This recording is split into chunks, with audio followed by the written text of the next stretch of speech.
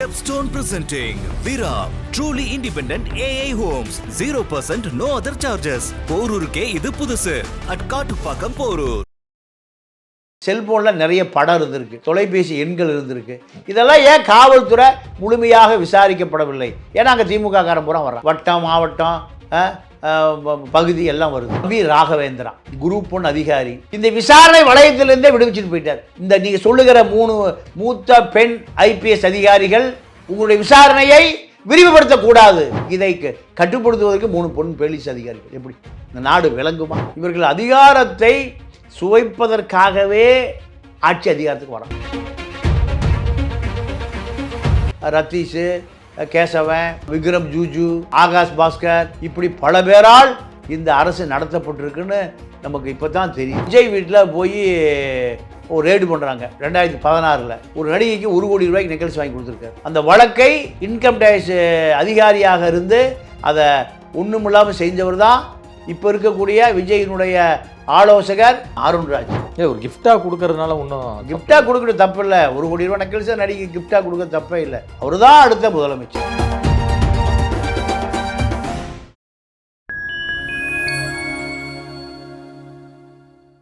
நான் உங்கள் சங்கீத் உகன். நம்ம சிறப்பு நிகழ்ச்சியில் நம்மோடு இணைந்திருக்கிறார் மதிப்பிற்குரிய மூத்த பத்திரிகையாளர் திரு தமிழா பாண்டியன் அவர்கள். வணக்கம் சார். வணக்கம். எப்படி சார் இருக்கீங்க? நல்லா இருக்கு. அண்ணா யூனிவர்சிட்டி வழக்கில் பாதிக்கப்பட்ட மாணவி கொடுத்த புகாரின் அடிப்படையில் ஞானசேகரன் உடனடியாக கைது செய்யப்பட்டார்.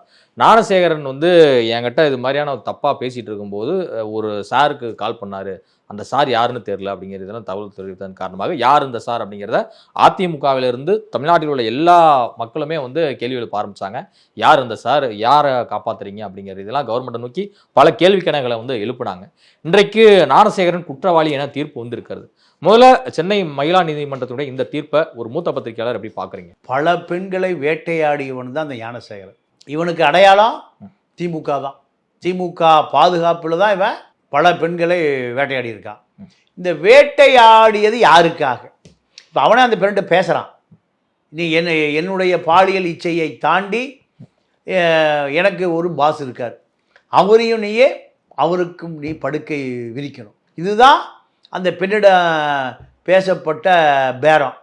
அந்த பெண்ணு பொது வெளியில் சொல்லிடுச்சு, ஒரு சார்கிட்ட நீ படுக்கையை பகிர்ந்து கொள்ள வேண்டும் என்று அந்த கல்லூரி மாணவிக்கு விடப்பட்ட கோரிக்கை. நீங்கள் இந்த விசாரணையினுடைய நீட்சி ஆரம்பித்த இடத்துல நின்று இருக்க.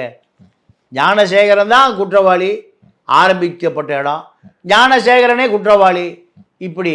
ஆனால் காவல்துறையினுடைய பங்கு இதில் என்ன? இந்த குற்றவாளி ஞானசேகரன் இத்தனை ஆண்டு கால அவன் மேலே வழக்கு இருந்திருக்கு. ஏற்கனவே 10க்கும் மேற்பட்ட வழக்குகள், குண்டர் சட்டம்லாம் பாஞ்சும் சுதந்திரமாக வெளியில் நடமாடி இருக்கான்.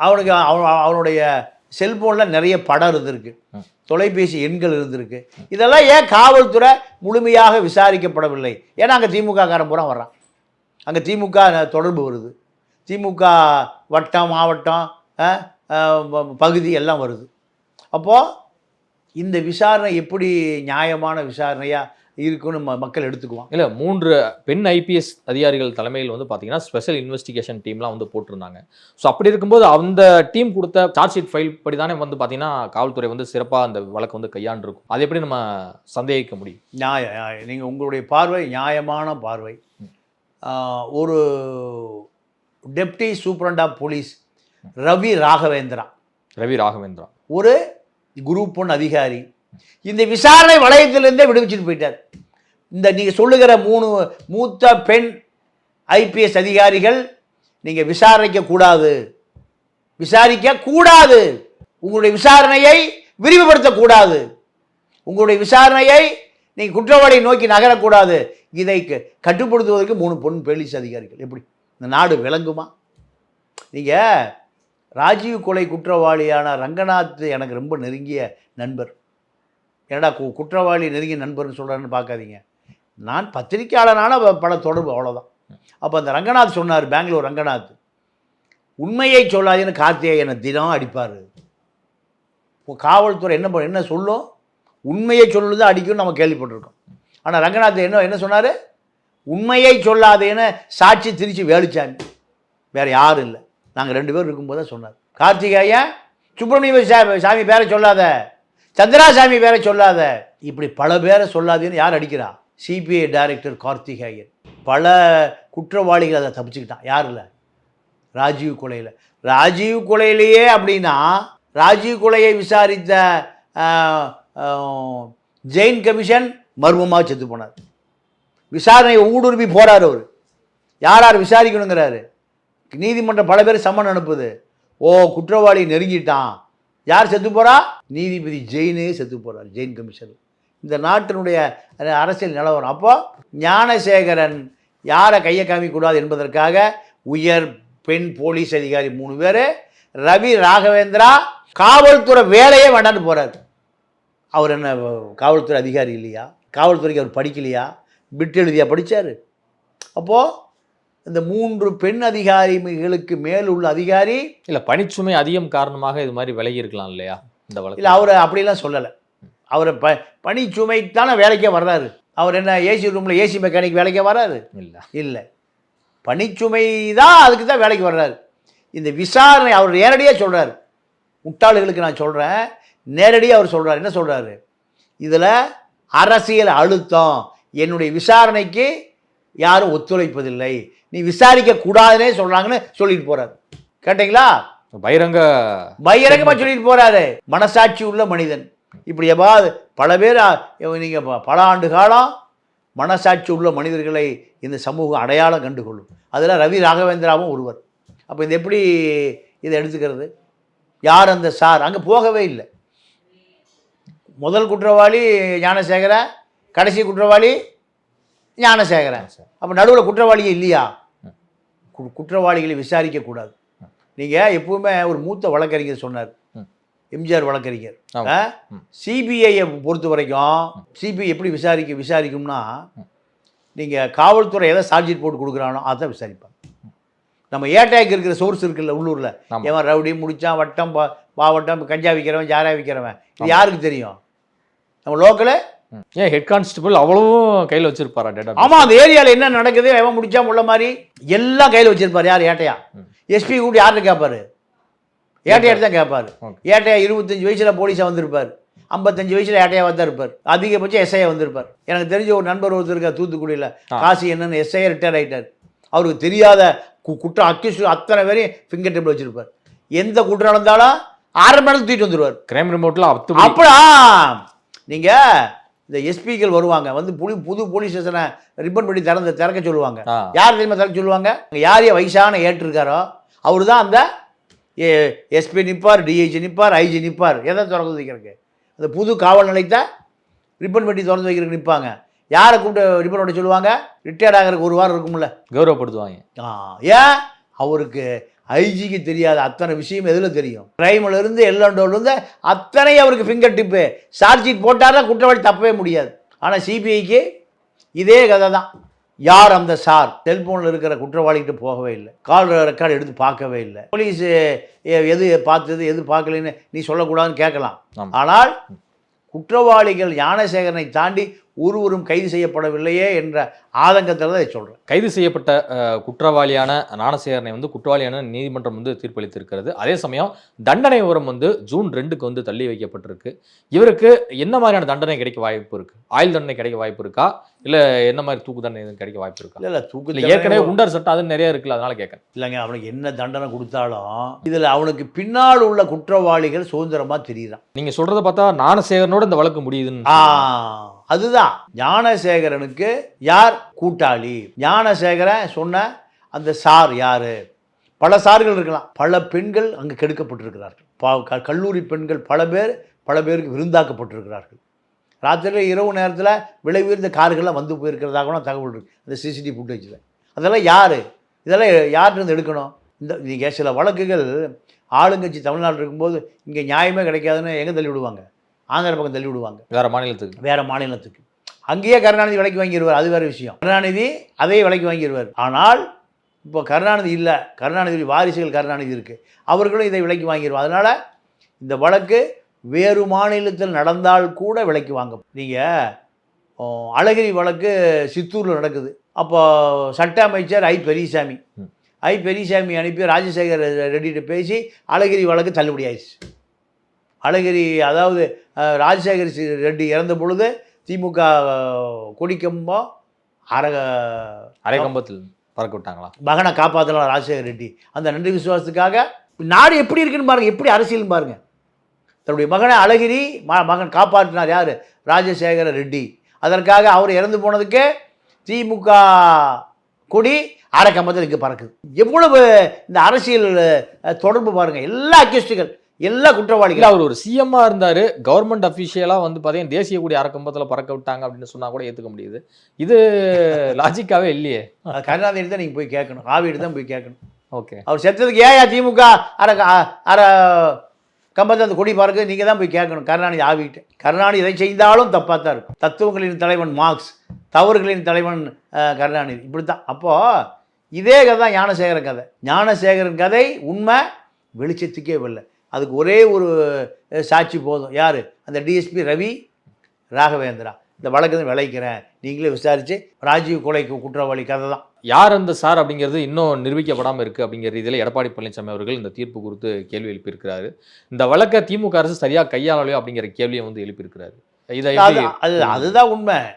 திமுக அதிமுக ஆட்சி காலத்தில் இதே நிலைமை தான்.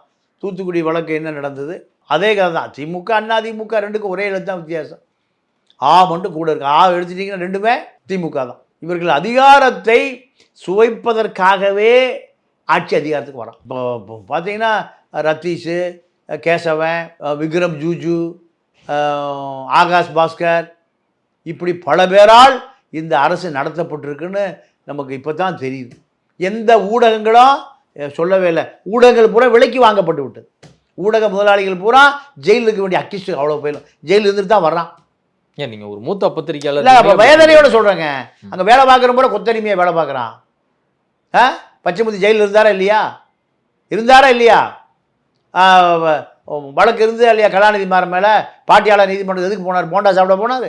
மணல் திருட வைகுண்டராஜன் மேலே வழக்கு இருக்கா இல்லையா? எத்தனை வழக்கு சிபிஐயில். இவர்கள் தான் ஊடக முதலாளிகள். இங்கே வேலை பார்க்குறவன் தான் ஊடகவியலாளர். எங்கே விளங்கும்? எப்படி உருப்படும்? அவன் பாவம், குடும்ப கஷ்டத்துக்கு வேலை பார்க்குறான். உள்ளே போகும்போதே சொல்லிடுவான், இந்த ஃப்ரேமுக்குள்ளே நீ வேலை செய்யணும். சிந்திக்கவே கூடாது. பத்திரிக்கையாளர் என்பவன் சிந்திப்பவன், அவனை தடையில்லாமல் எழுதுகிறவன், பேசுகிறவன். உள்ளே போகும்போதே எங்களை எது பேசக்கூடாது, திமுக எடுத்து பேசக்கூடாது, அதிமுக எடுத்து பேசக்கூடாது, பிஜேபி எடுத்து பேசக்கூடாது. இது எப்படி ஊடக தர்மமாகும்? இந்த ரத்தீஷை பற்றி எவ்வளோ விஷயம் வந்திருக்கணும், கேசவன் பற்றி எவ்வளோ விஷயம் வந்திருக்கணும். ஏன் வரல? விக்ரம் ஜூஜு பற்றி வந்திருக்கணும். ஆகாஷ் பாஸ் எப்போ வருது? சிபிஐ போய் ரெய்டு பண்ண போகிற செய்தி வருது. இடி போய் ரெய்டு பண்ண போகிற செய்தி வருது. அப்போ இதை இந்த செய்தியை மறைத்தது யார்? ஏன் புலனாய்வு செய்தி மக்கள்கிட்ட கொண்டு போய் சேர்க்க வேண்டிய கடமை யாருக்கு இருக்குது? ஒரு ஊடகவியலாளனுக்கு இருக்கா இல்லையா? இவன் பூரா கொத்தடிமையாக இருக்கான். பச்சைமுத்து டிவியில் கொஞ்சம் பேர், மணல் திருட வைகுண்டராஜன் கிட்ட கொஞ்சம் பேர், சன் தொலைக்காட்சி, கலைஞர் தொலைக்காட்சியே 2G ராஜா அடித்த கொள்ள பணத்தில் 600 கோடி ரூபா யாருக்கு கொடுத்தது? தயாளம்மா கொடுத்து. தயாளம்மா ஜெயிலில் எங்கே இருந்துருக்கணும்? திகாரி ஜெயிலில் இருந்துருக்கணும். அதுக்காக கனிமொழி போய் ஜெயிலில் இருந்து. இந்த கேவலங்கள் பூரா தமிழ்நாட்டில் தாங்க.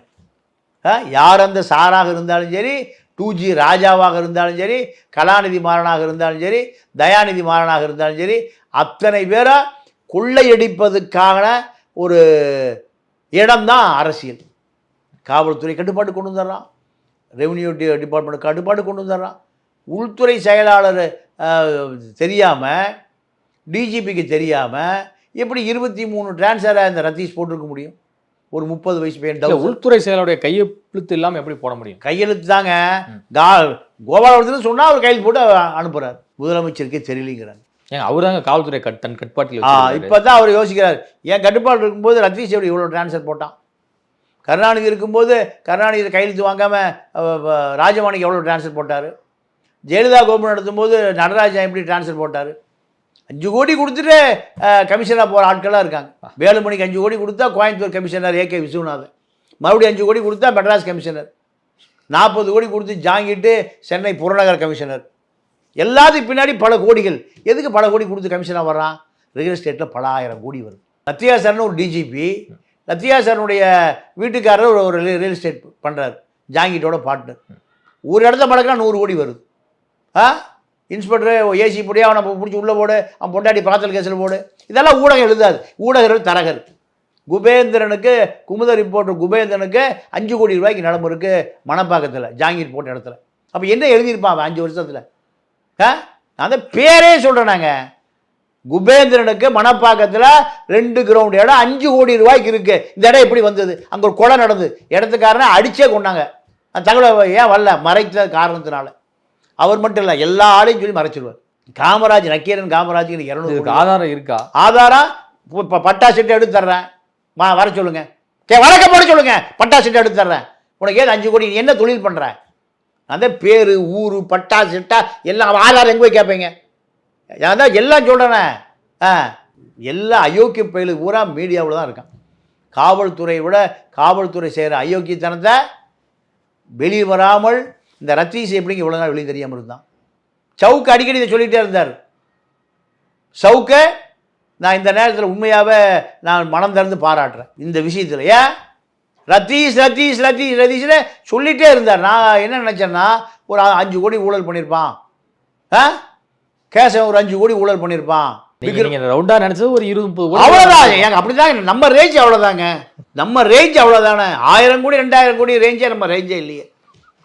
500 1000 தானே இப்படி கத்திட்டு தெரியணும். வேற என்ன இருக்கு? நம்மள ஒரு இன்டெலிஜென்ஸை போட்டு ஃபாலோ பண்ணுங்க. நம்ம என்ன எங்கள் ரோட்டு கடையில தான் சாப்பிட்டு வரோம்.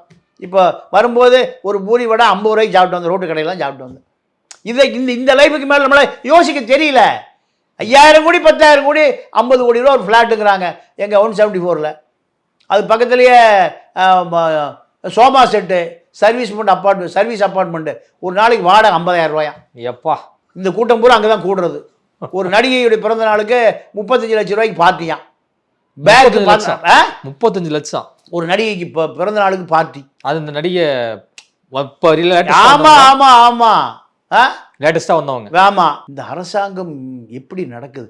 ரோட்டில் பார்த்தா வேகாத வெயில் ஆண்களும் பெண்களும் நடந்து போயிட்டே இருக்கான், வந்துட்டே இருக்கான், உழைச்சிட்டே இருக்கான். வெயில் அக்கனி ஜச்சர்னா கத்திரிக்கை போயிட்டே இருக்கான். இந்த காலத்தையும் போயிட்டு வந்துட்டு இருக்கான், போயிட்டு இருக்கான். ஒரு நாளைக்கு 500-1000 ரூபாய்க்கு 1000 ரூபாய்க்கு. இவன் என்னன்னா 50,000 ரூபா ஒரு நாளைக்கு வாடகையா சோமா செட்டில் சர்வீஸ் அப்பார்ட்மெண்ட்டில். என்னையா நடக்குது? 37 லட்சம் ரூபாய் நடிகைக்கு பிறந்தநாள் பார்ட்டி நடக்குதான். அப்போ இது என்ன உண்மையாகவே மக்களாட்சியா இல்லை மன்னர் ஆட்சியா? இவர்களெல்லாம் மன்னர்களா இளவரசர்களா? இல்லை, நடிகைக்கு 35 லட்சம் செலவு பண்ணுறதுக்கான ரீசன் நடிகை இவருக்கு பிடிச்சி போச்சு தான் ரீசன். இதை கண்டுபிடிக்கிறதுக்கு இவ்வளோ வயசாயிருக்கா? அந்த நடிகை இவருக்கு பிடிச்சி போச்சு. வேற என்ன?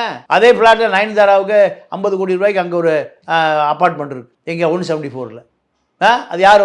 நீங்கள் ஒரு விஜய் வீட்டில் போய் ஒரு ரேடு பண்ணுறாங்க 2016. ஒரு நடிகைக்கு 1 கோடி ரூபாய்க்கு நெக்லஸ் வாங்கி கொடுத்துருக்காரு. நடிகை வீட்டில் போய் கேட்குறாங்க, எனக்கு என்ன தெரியும் விஜய் வாங்கி கொடுத்தாருங்கிறான் அந்த நடிகை. அந்த வழக்கை இன்கம் டேக்ஸ் அதிகாரியாக இருந்து அதை ஒன்றும் இல்லாமல் செஞ்சவர் தான் இப்போ இருக்கக்கூடிய விஜயினுடைய ஆலோசகர், முன்னாள் வருமான வரித்துறை அதிகாரி அருண்ராஜ். எவ்வளோ நெக்லஸு? 1 கோடி ரூபாய்க்கு நெக்லஸ். அப்போ இதுதான் இந்த அரசுக்கு. ஒரு கிஃப்டாக கொடுக்கறதுனால ஒன்றும் கிஃப்டாக கொடுக்குறது தப்பு இல்லை. 1 கோடி ரூபா நெக்லஸை நடிகை கிஃப்டாக கொடுக்க தப்பே இல்லை. 5 கோடி கொடுங்க, 50 கோடி கொடுங்க, அவர் தான் அடுத்த முதலமைச்சர். கிஃப்டாக தான். நான் சும்மாவாக நான் வேறு எது செஞ்சுட்டு கூட கொடுக்குறதுன்னு சொல்லலை, கிஃப்ட்டு தான். அப்போது இந்த நாடு எங்கே போயிட்டுருக்கு? இந்த மக்கள்கிட்ட எந்த விஷயம் போய் சேராமல் தடுப்பதே அந்த தரகர்களுக்கான மீடியாக்கள் தான். மக்கள்கிட்ட எந்த செய்தியும் போகாமல் அதை அந்த இளைஞன் சொல்கிறான், வேடன் சொன்ன பிறகு மக்கள் அப்படியே 40,000 பேர் 50,000 கேரளாவில் ஒருத்தர் கூட திரும்பி பார்க்க மாட்டான். எந்த நடிகை வந்தாலும் திரும்பி பார்க்க மாட்டான். யாரும் மக்களை கவரவே முடியாது. சினிமா பக்கமே போக மாட்டான். ஆனால் அங்கே என்ன பண்ணுறான்? 30,000 பேர் 40,000 பேர் கூடி நின்று அப்படியே உணர்ச்சி வசப்படுறான்னா இதுதான் இங்கே அப்படி ஒரு ஆளையே காணமே. தலித் எழுச்சியவே காணமே, தலித் புரட்சியவே காணமே. புரட்சி வருவதற்கான சாத்தியக்கூறுகளே இல்லையே. திமுக அதிமுக திருடுவதற்காக இங்கே ஒரு அதிகார மையம் கட்டமைக்கப்பட்டிருக்கு. அந்த அதிகார மையத்தில் இது போன்ற டவுசர் பசங்கள்லாம் பல 1000 கோடி திருடுறாங்கிற செய்தியை கேட்குற பொழுது ரத்தம் வடியுது இதயத்தில். உழைக்கிற மக்கள் 500 ரூபா 1000 ரூபாய்க்கு நாயா பாடுபடுறான், செத்து போகிறான், காஞ்சி விழுந்து செத்து போகிறான். இப்போ ஒரு பேப்பர் படித்தேன், கடன் 15 லட்சம் ரூபாய்க்கு ஏதோ கடன் வாங்கி ஆன்லைனில் விட்டு பெத்த குழந்தை கூட ரயிலில் தள்ளி விட்டு அவனு விழுந்து சாகுறான். வறுமையில் குடும்பத்தோடு கிடந்து விழுந்து சாகுறான். இங்கே 5000 கோடிங்கிறான், 10,000 கோடிங்கிறான். அப்போது இது இங்கே மக்களுக்கான அரசியல் கட்டமைப்பு வராமல் போனது, தடுப்பது ஒரே குற்றவாளிகள் ஊடகங்கள் தான். கேஎஸ் மற்றும் கேசவன், விக்ரம் ஜூஜு, ஆகாஷ் பாஸ்கர், ரத்தீஷ், இப்படி பட்டியல் வந்துட்டே இருக்கு தோண்ட தோண்ட. இவர்கள் தான் இந்த 4.5 ஆண்டு காலம் திமுகவை நடத்தியிருக்காங்கிற அதிர்ச்சி. பல ஆயிரம் கோடி கொள்ளை, பல ஆயிரம் கோடி கொள்ளை, பல ஆயிரம் கோடி கொள்ளை. கேஎஸ் கேசவாங்க பல ஆயிரம் கோடி ரூபாய் கான்ட்ராக்ட் எப்படி கிடைச்சிது? ரத்தீஷ் 23 ஐபிஎஸ் ஆஃபீஸர் ட்ரான்ஸ்ஃபர் போட்டிருக்காரு. கோபாலபுரத்துன்னு சொன்னாங்கன்னா டிஜிபியும் ஹோம் செக்ரட்டரியும் 23 ஐபிஎஸ் ஆஃபீஸர்கள் பல கோடி கொடுத்து ட்ரான்ஸ்ஃபர் ஆகி வாங்கி போய் உட்காந்து கொள்ளையடிச்சிட்டு இருக்கான். இப்போ உதாரணத்திற்கு ஒரு ரெய்டு நடக்குது. ரெய்டில் போலீஸ் அதிகாரிகிட்ட வாங்கின பணத்தை பூரா அவன் எழுதி வச்சுருக்கான் டைரியிலையும் வச்சுக்க. அப்போ இந்த போலீஸ் அதிகாரி எப்படி நியாயமாக இருந்திருப்பாங்க? கருணாநிதி உயிரோடு இருந்தபோது ட்ரான்ஸ்ஃபர் யார் போய் 2 கோடி 3 கோடி கொடுத்தா ராஜமாணிக்க ட்ரான்ஸ்ஃபர் போட்டுருவார். கருணாநிதி இருக்கிற காலத்தில் கருணாநிதியுடைய பிஏ ராஜமாணிக்கா பல ஆயிரம் கோடி சம்பாரிச்சு வச்சுருக்கார். பல ஆயிரம் கோடி. ரைடு இன்கம் டேக்ஸ் அங்கே போகுமா? அதிமுக ஆட்சி வந்தால் போலீஸ் ட்ரான்ஸ்ஃபர், அதாவது DGP, ADGP, IG, DC, SP, DIG transfer யார்? நடராஜா. அங்கே நடராஜா, இங்கே ராஜமாணிக்கம், இப்போ ரத்தீஷ். அரசு ஊழியராக பெண்கள் நிறைய பேர் வேலை பார்க்குறாங்க. காலையில் சமைச்சு வச்சுட்டு குழந்தை ஊட்டி பள்ளிக்கூடத்துக்கு அனுப்பிட்டு புருஷனை கவனித்து அனுப்பிட்டு எங்கே போகணும்? அலுவலகம் போகணும். அலுவலகத்தில் நீங்கள் ஒரு நிமிஷம் ஓய்வெடுக்க முடியாது. 5 மணி வரைக்கும் 6 மணி வரைக்கும் பார்த்துட்டு திருப்பி பஸ்ஸை பிடிச்சி வீட்டுக்கு வந்து குழந்தை குட்டி மறுபடியும் காலையில் என்ன பண்ண, அதே மாதிரி குழந்தை குட்டி சாப்பாடு படுக்க வச்சு படிக்க வச்சு புருஷனுக்கு சோறு போட்டு புள்ள குட்டி சோறு போட்டு ராத்திரி படுக்கணும். காலையில் எழுந்திரிச்சோனையும் எல்லாம் சோறு போட்டு மறுபடியும் அரசு வேலைக்கு போகணும். தனியார் வேலைக்கு போகிற பெண்களுடைய நிலைமை யோசிச்சு பாரு. ஆனால் இவனுங்க 1000 கோடி 2000 கோடி. இந்த டவுசர் பசங்க 174 அப்பார்ட்மெண்ட்டு 50 கோடி ரூபா ஒரு அப்பார்ட்மெண்ட். எவ்வளவு? 50 கோடி. கடலை பார்த்து 3000 ஸ்கொயர் ஃபீட். அங்கே யார் அதிகமாக இருக்கா?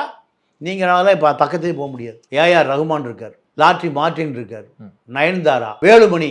தமிழ்நாட்டினுடைய அதிகாரத்தை முடிவு செய்கிற அத்தனை பேர் குடியிருக்கிற இடம் தான் 174. பண முதலைகள் மார்டின், ஆதவ், இப்படி அங்கே தான் முடிவெடுக்கிற இடம். ரத்தீஷுடைய வீடு அங்கே தான், ரத்தீஷுடைய ஃப்ளாட் அங்கே தான். 50 கோடி ரூபா ஒரு ஃப்ளாட், 3000 ஸ்கொயர். அப்போது ஏழை வாழை எங்கே நிலம் வாங்க முடியுதா? 100 கிலோமீட்டர் போயிடணும். 100 கிலோமீட்டர் போனால் தான் அவர் 3 சென்ட் வாங்கி வீடு கட்டணும். அப்போது அச்சரப்பாக்கம் போயிடணும்.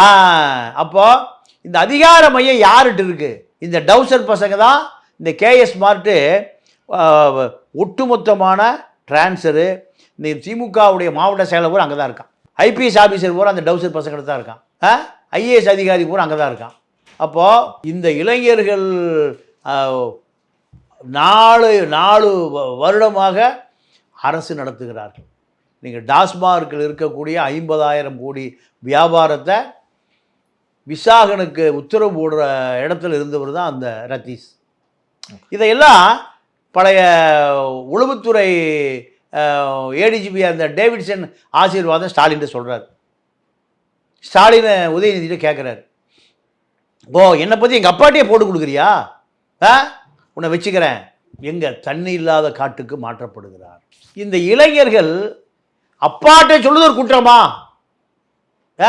என்னை காட்டி கொடுத்துட்டியா? நீ அப்பாட்ட இருந்து சோப்பில் 100 ரூபா எடுத்து அதை காட்டி கொடுத்துட்டியா? வேலைக்காரன் திட்டுறதை போல இப்போ இந்த ரத்தீஷ் எனக்கு தெரிஞ்சு ஒரு 3-4 வருஷமாக கத்திட்டு இருந்த ஒரு ஆள் சவுக்கு சங்கர். இவ்வளவு அதிகாரத்தை தன்னுடைய கட்டுப்பாட்டில் வைத்திருப்பார் நான்லாம் நினச்சே பார்க்கல. உதயநிதியோடு இருக்கார், உதயநிதியுடைய நண்பர். ஆனால் உதயநிதியை சொல்லி ஏதாவது ஒரு 50,000, 1 லட்சம், 2 லட்சம் ட்ரான்ஸ்ஃபர் வாங்குவார். ஒரு 5 லட்சம், 10 லட்சம், அதிகபட்சம் ஒரு 1 கோடி ரூபாய் சேர்த்துருப்பார்னு நினச்சேன். இப்போ அவருடைய கணக்கை பார்த்தா 4.5 ஆண்டு காலம் அதிகார மையமாக இருந்திருக்கார். குறைந்தபட்சம் இதில் இப்போ கணக்குப்படி பார்த்தா ஒரு 20,000 கோடி. பா 20,000 கோடிக்கு சொந்தக்காரனா ரத்தீஷ் இருக்கிறார். இப்போ முதலமைச்சருடைய கவனத்துக்கு போன பிறகு இதை ஏன் என்கிட்ட சொல்லலை? இல்லை, நீங்கள் சொன்னதாக தான் எங்களுக்கு எல்லா தகவலும் வந்தது. சின்னவர் சொன்னார், பெரியவர் சொன்னார், அம்மா சொன்னாங்க. இப்படி ஆகாஷ் பாஸ்கர் ஒரு 10,000 20,000 கோடிக்கு சொந்தக்காரனாக 1000 கோடி அப்படியே ஒரட்டாங்க தூக்கி போடுறான். பா இப்போ கேஎஸ் மார்ட் கேசவன் இந்த கம்பெனி 4 வருடங்களாக பலாயிரக்கணக்கான கோடி ரூபா கான்ட்ராக்ட் எடுத்து செய்யுது. இது எப்படி சாத்தியம்? சின்னவர் சொன்னார். ரேடிக்கு போகணுமா போகாதா? விக்ரம் ஜூஜு என்ன ஜூஜு பீஜு காஜு இவர்களெல்லாம் இந்த 8 கோடி மக்களுடைய தலையெழுத்தா? நம்மளால் பைக்கில் வரும்போது அந்த அக்கடி வெயிலில் சிக்னலில் 2 நிமிஷம் நிற்க முடியல, அப்படியே வேர்த்து ஒழுகுது. மக்களை பார்த்தா கூலி வேலை செய்கிறவன் நிலா வெளிச்சத்தில் செய்கிற மாதிரி இந்த வேகாத வெயிலில் ஆண்களும் பெண்களும் கூலி வேலை செய்கிற 500 ரூபா காசுக்கு. இந்த இளைஞர்கள்ட்ட 5000 கோடி 10,000 கோடிங்கிறான். இது எப்படிங்க சாத்தியம்? இப்போ முதலமைச்சர் ரகசியமாக விசாரிக்கிறார். எப்படி இந்த 23 டிரான்ஸ்ஃபர் இது வரைக்கும்? எனக்கு கேட்டால் ஏறக்குறைய ஒரு 100க்கும் மேற்பட்ட ஐபிஎஸ் அதிகாரிகள் டிரான்ஸ்ஃபர் பல கோடியை வாங்கிட்டு சும்மாலாம் கிடையாது. இந்த டைரி யாருக்கு கிடைக்க போகுது? என்ஃபோர்ஸ்மெண்ட்டு கிடைக்க போகுது. அப்படி கிடைத்தால் இந்த அதிகாரிகள் பூரா அப்படியே அபூர்வராக மாறிடுவான். யாருக்கு ஆதரவா? பிஜேபிக்கு ஆதரவாக அபூர்வராக மாறிடுவான். ஆசீர்வாதம் ஆச்சாரியை போல. அவர் இப்போ ராஜாட்டு தான் இருந்தார் பிஏவா. அதான் சொன்னீங்க. இப்போ அவர் அப்படியே யார்கிட்ட எந்த கட்சியில் இருக்காரு? பிஜேபிக்கு போயிட்டார். அதே போல் இந்த காவல்துறை உயர் அதிகாரிகள் அத்தனை பேரும் யார் கட்டுப்பாட்டுக்கு போயிடுவாங்க. அப்போ எப்படி நீங்கள் 26 தேர்தலை எதிர்கொள்ள போறீங்க? இது மாதிரியான இளைஞர்கள் இப்படி பண்ணிட்டு இருக்காங்க ஒரு பக்கம். ஆனா அதே சமயம் சமூக ரீதியான புரட்சி கருத்துக்கிறது வேடம் ஒரு பக்கம் தெரிவிச்சிட்டு இருக்காங்க. தமிழ்நாட்டில் எதுவுமே நடக்காது. இந்த திராவிட இயக்கத்தை அழிக்கிற வரை, அதிமுக திமுகவை அழிக்கிற வரை, இவர்கள்ட்ட கூட்டணி கட்சின்னு இவர்கள்ட்ட வாங்கி சாப்பிடுகிற வரை, கூட்டணி கட்சி பூரா இவங்ககிட்ட அடிக்கிற கொள்ளையில பாதி வாங்கிக்கிறான். இதுதானே கூட்டணி கட்சிங்க. அதிமுக கூட்டணி அதுதான், திமுக கூட்டணி அதுதான். காங்கிரஸ் கம்யூனிஸ்ட் எல்லாம் இந்த திருடுகிறவர்கள்ட்ட கொஞ்சம் திருடுகிறதா இவர்களுடைய கொள்கை. இதுக்கு தான் கூட்டணி கட்சிகள். நீங்கள் பாருங்கள், இப்போ ரத்தீஷ் எங்கே இருக்காரு? லண்டனில் இருக்கார். அந்த 30 வயது இளைஞனை நான் சாபம்லாம் கொடுக்கல. அண்ணா நகர் ரமேஷுக்கு நேர்ந்ததை போல தேம்ஸ் நதிக்கரையில் மிதப்பார். அவர் 100 வயசு வாழ்ட்டோம். அவங்க அண்ணன் தான் service control room DC, deputy commissioner of police. இப்படி மக்களை ஊரை அடித்து உலையில் போட்டு பலாயிரம் கோடியை கொள்ளையடித்த ரத்தீஷ் எங்கே மிதப்பார்? தேம்ஸ் நதிக்கரையில் மிதப்பார் என்ற செய்தி வரும். மிதக்கிற பொழுது ஆகாஷ் பாஸ்கர் எங்கே, கேசவன் எங்கே, ஜேஎஸ்கே கேஎஸ் மார்ட் கேசவன் எங்கே, இப்படி பல பேர் தேடப்படுகிற குற்றவாளிகளாக மாறுகிற நிலைமை வரும். திமுக சார்பில் போட்டியிடக்கூடிய ராஜ்யசபா எம்பிக்களுடைய வேட்பாளர்கள் பட்டியல் அறிவிக்கப்பட்டிருக்கு. வில்சனுக்கு மீண்டும் வாய்ப்பு வழங்கியிருக்காங்க. கவிஞர் சல்மா, அதன் பிறகு சேலம் கிழக்கு மாவட்ட செயலாளர் SR சிவலிங்கம், அப்புறம் மக்கள் நீதி மையத்தின் சார்பில் கமலஹாசனுக்கு வாய்ப்பு வழங்கப்பட்டிருக்கு. இதை எப்படி பார்க்குறீங்க? இவங்களுடைய செயல்பாடு எப்படி இருக்குன்னு நினைக்கிறீங்க? இல்லை, கமலஹாசன் திமுகவுக்கு ஆதரவாக வர்ற 26 சட்டமன்ற தேர்தலில் பெரிய சூறாவளி சுற்றுப்பணம் செய்ய போகிறாரு. அதற்காக கமலஹாசன் நீண்ட நாள் எதிர்பார்த்திருந்த அந்த ராஜ்யசபா சீட் அவர் கொடுக்கப்பட்டிருக்கு. நீங்கள் சல்மா ஒரு கவிஞர், திமுக மேடையில் பேசுகிறவர், எழுதுகிறவர். அதுக்காக அவரை கௌரவிப்பதற்காக அது கொடுக்கப்பட்டிருக்கிறது. நீங்கள் சிவலிங்கம் அவர் அங்கே தோற்று போயிட்டார். சேலம் எடப்பாடி கோட்டையாக மாறிப்போச்சு. அவர் சேலத்தில் சிவலிங்கத்தை முக்கியத்துவப்படுத்துவதற்காக அவருக்கு ராஜ்யசபா கொடுக்கப்படுகிறது. வில்சன் திமுகவுடைய சட்ட போராட்ட களம். அவருக்கு மீண்டும் டெல்லி அரசியல் வேணும். நாடாளுமன்ற உறுப்பினராக இருந்தால் மட்டும்தான் திமுகவை டெல்லியில் லாபி பண்ண முடியும். அதற்காக வில்சனுக்கு கொடுக்கப்பட்டிருக்கு. இதுதான், இந்த 4 பேருமே திமுகவினுடைய நலன் விரும்பிகள். திமுக மீண்டும் அவர்களை வருகிற தேர்தலை மையப்படுத்தி கணக்கில் எடுத்து அவர்களுக்கு இந்த நாடாளுமன்ற உறுப்பினர் பதவி கொடுக்கப்பட்டிருக்கு. அதிமுக ஒரு தேவேந்தர் குல வேளாளர், ஒரு கிறித்துவ நாடார், அல்ல இந்து நாடார், அந்த வாக்கு வங்கி சவுத்தில் வேணும். அதனால் 2மே சவுத்து தான். ஏன் சவுத்தாக வீக்காக இருக்குது. இப்போ பவன் கல்யாணம் அதிமுக ஆதரவாக பிரச்சாரம் பண்ண போகிறார். ஏன்? இந்த நாயுடு வாக்கு அதிமுகவுக்கு வேணும்னு பிஜேபி நினைக்குது. அதற்கான வேலை திட்டம் உருவாயிருச்சு. அதை நோக்கி அதிமுக நகர்ந்து கொண்டு இருக்கிறது. அதிமுக 2 நாடாளுமன்ற உறுப்பினர்களும் தமிழ்நாட்டினுடைய தெற்கு பகுதியிலிருந்து வரப்போகிறார்கள். இதுவரை உங்கள் பல்வேறு கருத்துக்களை எங்களோடு பேசுனதுக்கு நன்றி. நன்றி, வணக்கம்.